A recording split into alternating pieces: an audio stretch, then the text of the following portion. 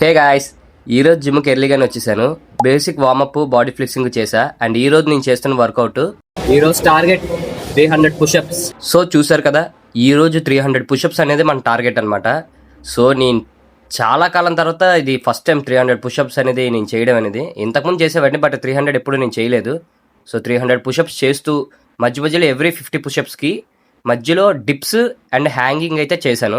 And 300 push-ups అంటే easy అనుకున్నాను, but not a easy task. కాస్త కష్టంగానే అనిపించింది, ఎందుకంటే అంత అలవాట్లేదు కదా. సో జిమ్ స్టార్ట్ చేసి 15 డేస్లో చేయడం అంటే కొంచెం కష్టంగా అనిపించింది. సగం పుషప్స్ అయ్యే 150. అండ్ మధ్యలో డిప్స్, హ్యాంగింగ్ అయితే చేస్తూనే ఉన్నాను, ఎందుకంటే డైరెక్ట్గా 300 పుషప్స్ చేస్తే బాడీ అనేది స్ట్రెయిన్ అవుతుంది, దానివల్ల బోన్స్ మీద ఎఫెక్ట్ పడే ఛాన్స్ ఉంది.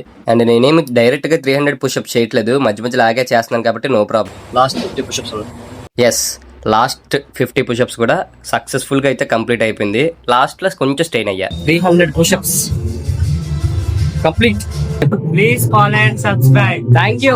సో వర్కౌట్ కంప్లీట్ అయిపోయింది కాబట్టి ఇంటికి వచ్చి ఫ్రెష్ అప్ అయిపోయి పుల్కా విత్ వెజిటేబుల్ కర్రీని ఈ డే అయితే కంప్లీట్ చేశాను. నెక్స్ట్ వీడియోలో మళ్ళీ కలుద్దాం. Bye bye.